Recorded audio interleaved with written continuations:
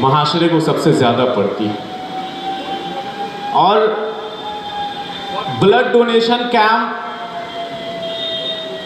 का अगर डेफिनेशन दिया जाए, क्या है ये blood donation camp? Blood donation का सबसे अच्छा डेफिनेशन ये होगा कि हमारे हिंदुस्तान का जो धर्मनिरपेक्ष संघीय ढांचा है, इसको एलिब्रेट करता है ये ब्लड डोनेशन कैंप। क्योंकि यहां पर जो लोग ब्लड डोनेट करेंगे, ये जो लोग यहां ब्लड कलेक्ट करने के लिए आए हैं, वो ब्लड लेकर यहां से जाएंगे।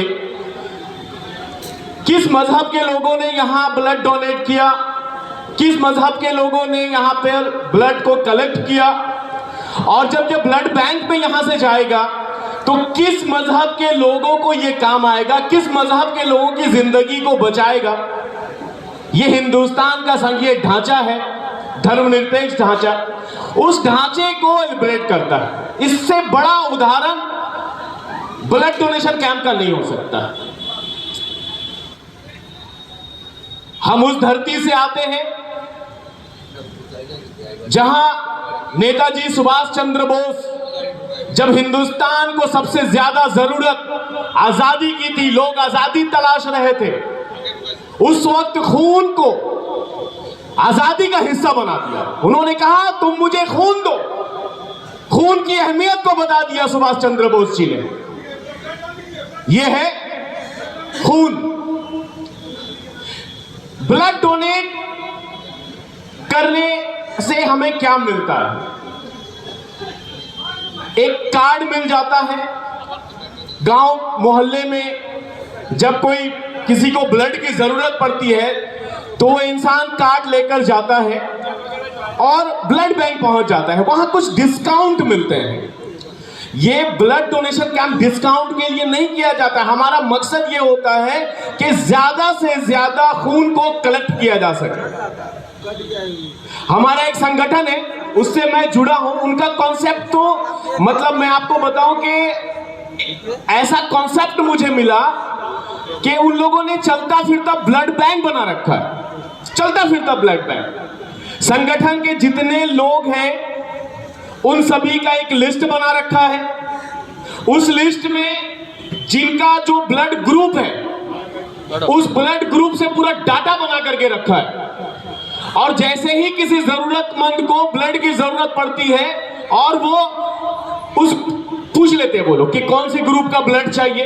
अगर नॉर्मल चाहिए तो कोई भी चला जाता है, लेकिन अगर कौन से ग्रुप का ब्लड चाहिए, उस डाटे के हिसाब से वो आदमी 3 महीना पहले ब्लड डोनेट कर चुका है, उसको डायरेक्ट हॉस्पिटल भेज देते हैं। यानी चलता फिरता ब्लड बैंक हो गया वो। हिंदुस्तान में सबसे ज्यादा अगर ब्लड डोनेशन कैंप अगर कहीं लगाया जाता है तो वो पश्चिम बंगाल में है। क्योंकि ये बुद्धिजीवियों की धरती है। क्योंकि कहा जाता है कि हिंदुस्तान जो कल सोचता है बंगाल आज सोच लेता है उसको। इसीलिए यहां के लोग जागरूक होते हैं। सभी जानते हैं खून दान करने से हमारे सेहत पे कोई असर नहीं पड़ता। 3 महीने 4 महीने की गैपिंग, मैक्सिमम 3 महीने की गैपिंग होने के बाद ही अगर हम ब्लड देते हैं तो हमारे सेहत पे असर नहीं करता है। बहुत सारी हमारी माएँ हैं जो अपने बच्चों को खून देने से मना कर देती है। नहीं नहीं नहीं, खून मत दो, खून मत दो, खून मत दो भाई, खून कम हो जाएगा, पता नहीं कितना खून निकाल लेगा। हमारे बच्चे आजकल पढ़े लिखे होते हैं, पढ़ा लिखा है, और थोड़ा बहुत तो साइंस पढ़ ही लेते हैं हम लोग। तो हमारे बच्चों और नौजवानों की जिम्मेदारी है कि अपनी माँ को समझाएं कि अगर हम ब्लड देते हैं तो थोड़े देर में ही हमारा जो दिल है वो फिर से उतना ब्लड तैयार कर देता है। ये जिम्मेदारी हमारे नौजवानों की है।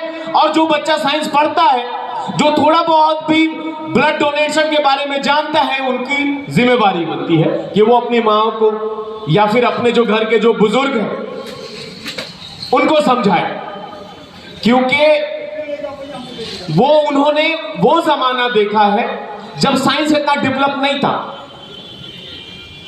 पहले लोग समझते थे कि सूरज दुनिया का चक्कर काटता है। बाद में हमें पता चला, जब हम साइंस पढ़े तो पता चला कि सूरज एक जगह स्थायी है और दुनिया उसका चक्कर काट रहा है। तो इसी तरह से अगर हम ब्लड डोनेट करते हैं, थोड़े से साइंस को जानते हैं, तो क्या है कि हमारा जिस्म पे उसका कोई फर्क नहीं पड़ता और हमें जरूरत है। ठीक है, हम ब्लड डोनेट करते हैं, लोगों को इकट्ठा करते हैं, लेकिन जरूरत है आजकल इकट्ठे रहने की, क्योंकि देश का जो माहौल है, लोग एक दूसरे की, जहां पर हालात ऐसे हैं, आप दूसरे राज्यों में जाएंगे तो एक दूसरे का खून बहाने पर लगे। हमें जरूरत है एकता की, हमें जरूरत है अखंडता।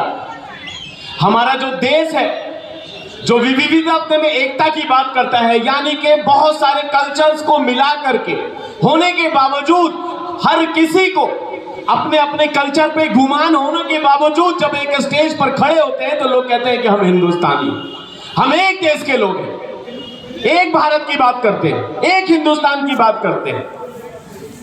तो इस तरह का कैंप हमेशा लगा रहना चाहिए। 2-4 दिन कबल अंजुम भाई आए मेरे पास, उन्होंने कहा कि ब्लड डोनेशन कैंप है, आपको आना होगा। सलीम भाई आए हमारे पास, बहुत बहुत शुक्रिया इस तरह का प्रोग्राम ऑर्गेनाइज करने के लिए।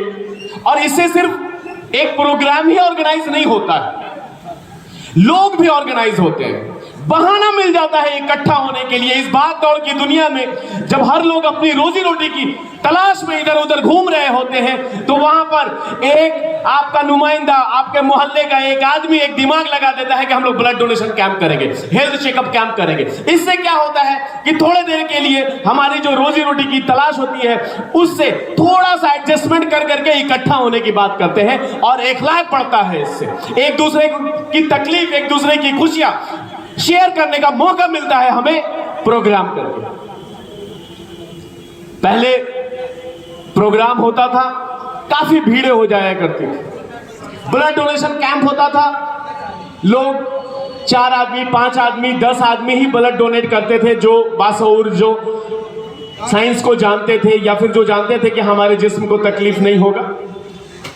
तो लेकिन अब माशाअल्लाह जब भी मैं देखता हूं, बहुत सारे डॉक्टर्स के ग्रुप हैं हमारे दोस्त, तो पता चलता है कि जो जागरूकता हिंदुस्तान में, जो जागरूकता ब्लड डोनेशन कैंप लगा करके आया में अब आई है, वो पहले के लोगों में नहीं।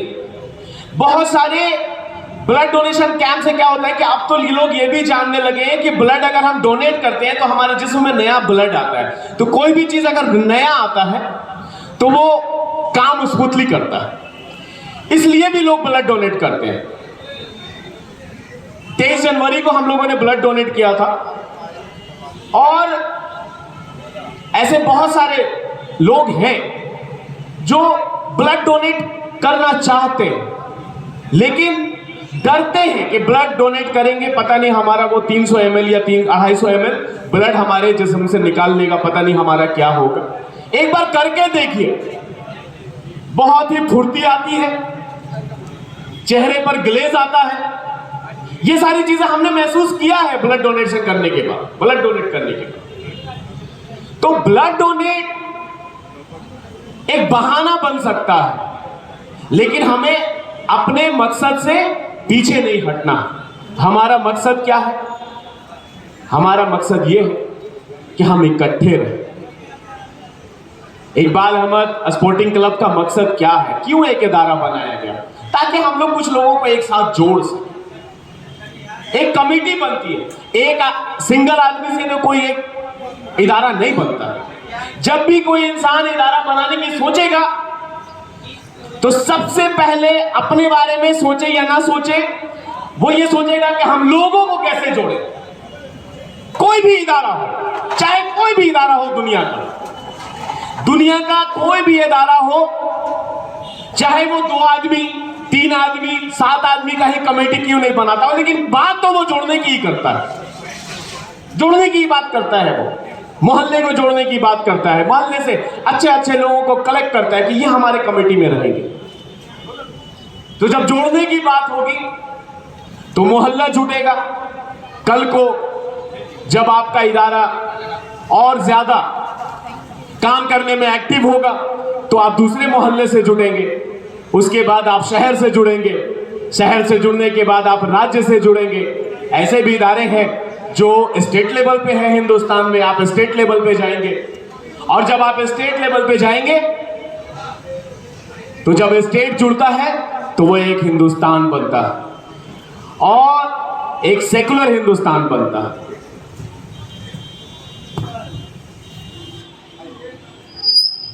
अजमल सिद्दीकी साहब को साहबजादे आए हैं, आइए। अनस सिद्दीकी।